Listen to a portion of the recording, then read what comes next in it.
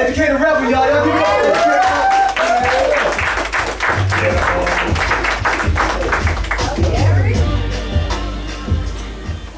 I am the educated rebel, Edjukated, the all things educated rebelliously.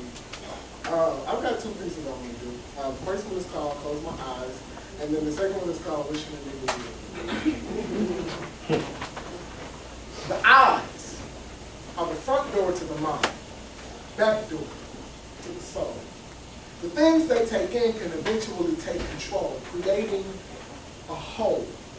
A black hole at my core, constantly taking in more reality TV, toxic to me. Rap songs, glass bombs, more clothes, get hoes, drink this, think that, worldly riff-raff, clogging my train of thought, making my brain a coffin, fueling my desires, feeding my sins, making me believe that by giving into the pollution of this world that somehow it will make me a better person. Oh, it feels good when I do it, but my attitude, my energy, my spirit feels worsened. I'm walking in death, I'm living in hell, this hospital bed of a life, I'm just ringing my bell, ringing for help, searching for answers. But my mind just goes back to those sexy ass answers. I can't control my mind. My thoughts are taking over. Oh, come on, don't look at me like I'm the only one that felt like it's over. Facebook, Newman, politics, holla chick, get on your knees and suck my dick. Damn, did I just say that? Fuck is my conscience at. Condom on lubed up. We about to do it up. 27 minutes of pleasure, and ooh, it feels so good. Until our eyes meet and the energy from your spirit enters my body like the bullet out of a gun. Bang! Piercing my brain, making me insane in this culture where all we really worship is celebrity and fame. I'm in you, it feels good. Oh, this is what they call knocking wood. Knock on wood, because I wish I could free my mind, cleanse my soul, fill this hole, close my eyes, shut the door, because I don't want the crap of this world to control me anymore. I want to meet God. I want to see Jesus. I want to tap into, utilize, and cover the divine power that frees us. Jesus, save my life, forgive my sins. This race we call life, all I want to do is win. Elevate my consciousness to operate with love, to be at one with this world instead of afraid of this world. Because see, the eyes are the front door to the mind, back door to the soul. The things they take in can eventually take control. I close my eyes, I free my mind. Sometimes I wish I had been born blind, but I wasn't. I see. I see what controls me. I see what controls us. TV, radio, internet. Are you winning yet? Cell phones, fast food, anything that controls our mood we see. But we can still be free if we walk by faith and not by sight. If we live by day and not by night. If we be of love and not of fight. If we close our eyes and do what's right. Bury ourselves in righteousness. Dig like a mole, but be careful what you take in. The eyes, front door to the mind, the back door to the soul.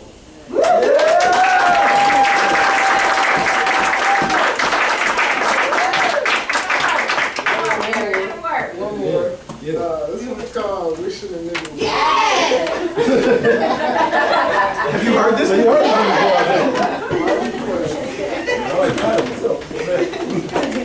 So I'm taking a look, and I'm looking real good. I'm looking around at the ghetto, the hood, and I'm wondering why everybody's wishing a nigga would.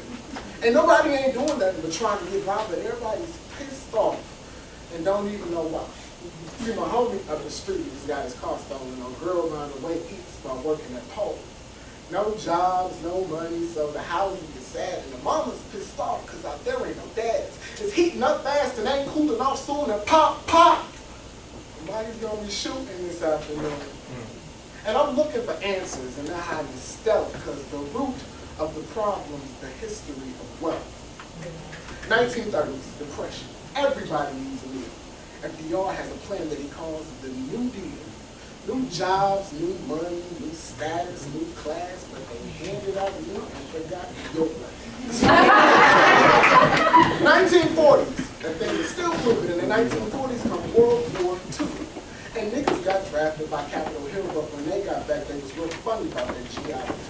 See, the GI Bill says you fought for this nation will finance your house and your free education, but don't be upset they skipped some of the blacks because it put the European ethnics right on track. But see, the 50s was when niggas had learned how to fight, because in the 1950s, someone said civil rights, so the 60s are happening. In the 60s, because the 60s was when Dr. King first had that dream. 60s, we was worried about integrating the diners while the government was finishing something called redlining. Right. They drew a red line around a black neighborhood and they wouldn't let you leave even if you could. Corner to corner, from house to house, it was no white folks in, no Negroes out. See, black folks were hazardous, that was the word, so the city packed up and became the suburbs. And we saw it had left and we thought it was funny and didn't realize that they took all the money. They took all the jobs and the good education, and all we had left was black nationalization. So the 70s are about afros and black power while the income gap grows hour by hour. But see, 1980 was a brand new year because this new generation were erased by fear. See, the 70s taught them to be black. And this new generation, see, they said it out loud. This new generation made rap and ebonics, and what was going to get them was called Reaganomics.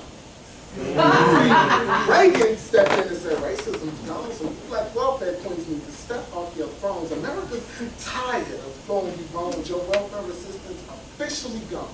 And when Reagan see all the real problems come back in the hood, meets a drug that somebody calls crack. And when everyone's poor, people start bumping heads, and the next thing you know, somebody is dead. The 80s on the hood was real rough, but then Clinton stepped in and says, enough is enough. Stuck out his hand, picked the hood off the river. The hood had just been through the Reagan Bush years. He did what he could to lift black people up, but for some of the hood, it just wasn't enough. But see, Clinton made sure that the hood made the rent, so he's always going to be the first black president.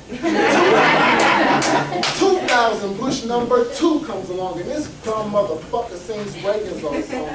Bush said that racism's just in your mind because the 90s told everyone to be colorblind. So when it came to the hood, you know, Bush hadn't seen that, so he showed wasn't fucking with this bitch named Katrina. Right.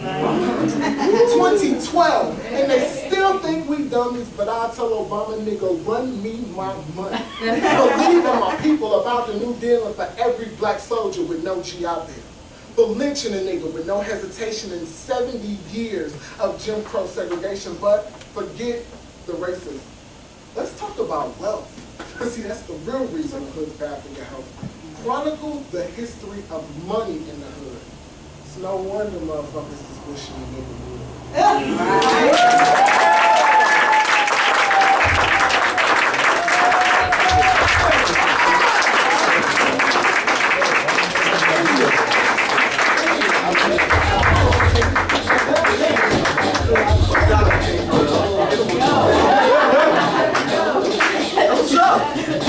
He's definitely educated. He's definitely a rebel.